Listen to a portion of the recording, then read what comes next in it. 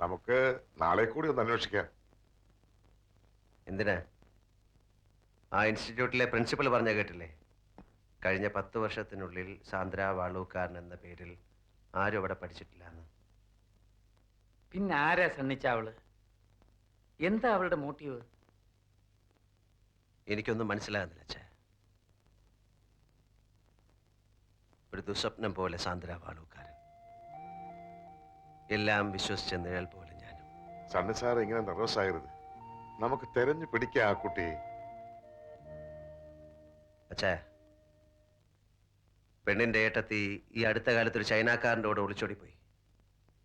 അതറിഞ്ഞപ്പോൾ നമ്മൾ ഈ ബന്ധം വേണ്ടാന്ന് വെച്ചു. അമ്മച്ചിയെ വിളിച്ച് അങ്ങനെ പറഞ്ഞേക്ക്.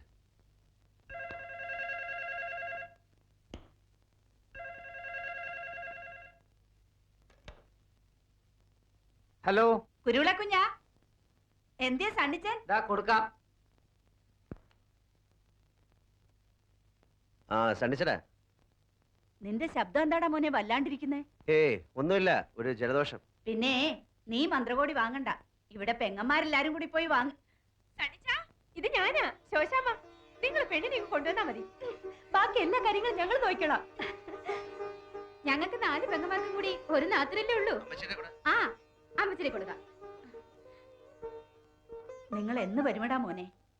ഏതായാലും നിന്റെ മിന്നുകെട്ട് കണ്ടിട്ട് കണ്ണടയ്ക്കാമെന്ന എന്റെ മോഹം കർത്താവ് തമ്പുരാൻ സാധിച്ചു തന്നു. ആ ശരി.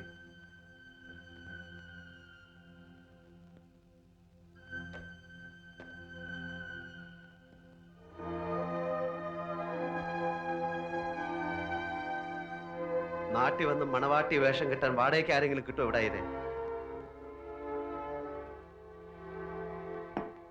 എന്ത് വേണമെങ്കിലും കൊടുക്കാം, എന്തും.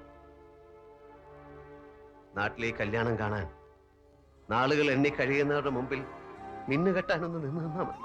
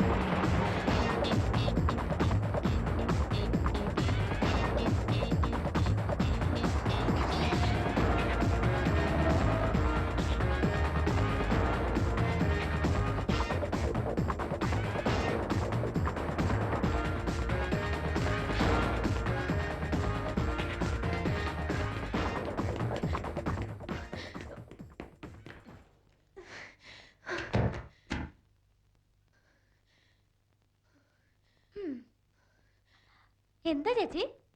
ഒന്നുമില്ല. Sandra, What do you want? Sandra Valookkaran. Sandra ഇപ്പൊ ഇങ്ങോട്ട് വന്ന. ആ ഇരിക്കു സർ, ഇതെന്റെ ഫാദർ ഐപ്പ് ഫെർണാണ്ടസ്, ഇതെന്റെ പുതിയ ബോസ് സണ്ണി പാലോമറ്റം. ഹലോ, നിങ്ങളുടെ ബിസിനസ് പാർട്ട്നേഴ്സിനെ പറ്റി മോള് പറഞ്ഞായിരുന്നു. ഞാൻ നിങ്ങളുടെ ഫീൽഡിലായിരുന്നു. എല്ലാം പോയി. പപ്പ, ഇതെന്റെ അനിയത്തി സുകന്യ ഐപ്പ്. മൂപ്പത്തിയൊരു സകലകലാ വല്ലഭയാ. പെയിന്റിംഗ്, മ്യൂസിക്, കവിത, അങ്ങനെ. ആ ചേച്ചി വെറുതെ എനിക്കൊരു കോംപ്ലിമെന്റ് തരുവാ. ഈ പറഞ്ഞതിലൊക്കെ എനിക്ക് താല്പര്യമുണ്ട്, പക്ഷെ ഒന്നും അങ്ങോട്ട് ശരി വരുന്നില്ല. വരൂ സർ, മമ്മായി കാണാം. സർ,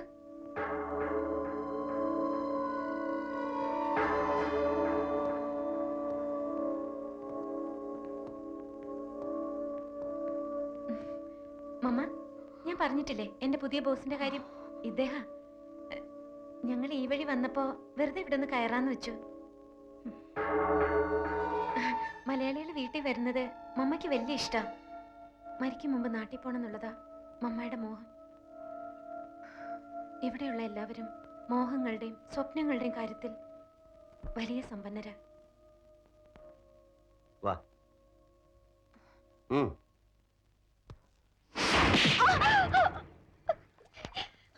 സത്യം പറയടേ, നീ ആരാ? ആർക്ക് വേണ്ടിയാ നീ നാടകം കളിച്ചേ?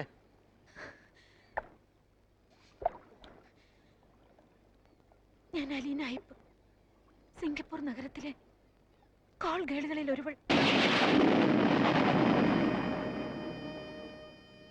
ബിസിനസ് മാഗ്നറ്റുകളുടെ കിടക്ക പങ്കിട്ട് കോടികളുടെ രഹസ്യം എതിരാളികൾക്ക് ചോർത്തി കൊടുക്കുന്ന സ്പൈകൾ. ഒറ്റ കൊടുക്കുന്നവരോട് അടുക്കാറില്ല. മനസ്സുകൊണ്ട് ഇവിടെ എന്നോ എപ്പോഴും അടുത്തുപോയി.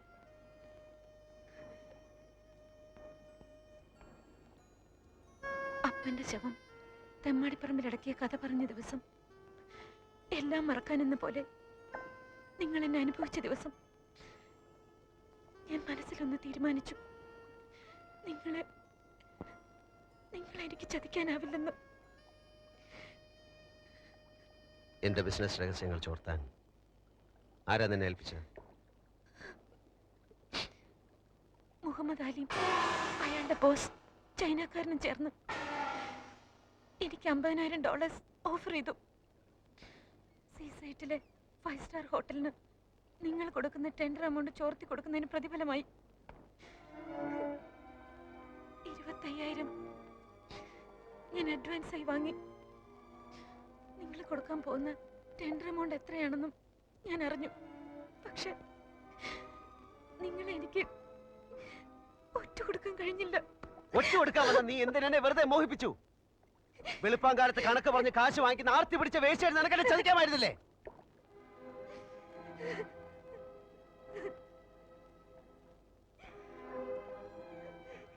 നാട്ടിൽ പള്ളിമുറ്റത്ത് ഒരു കല്യാണ പന്തൽ ഉയരുകയാണ്.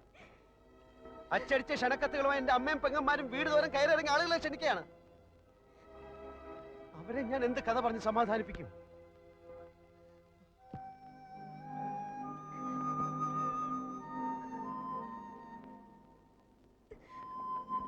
സോറി. നിങ്ങൾ കല്യാണം തീരുമാനിച്ച രാത്രി ഞാൻ എല്ലാ സത്യവും പറയാമെന്ന് വിചാരിച്ചതാണ്. പക്ഷേ അന്ന് ഞാനും വ്യാമോഹത്തിന്റെ ഒരു സുന്ദര സ്വപ്നം കണ്ടുപോയി.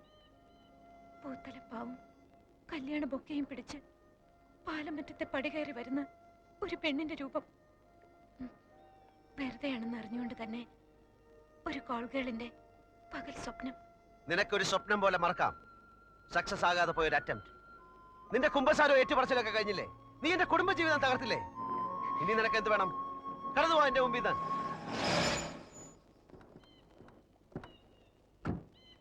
കടന്നു പോവാൻ.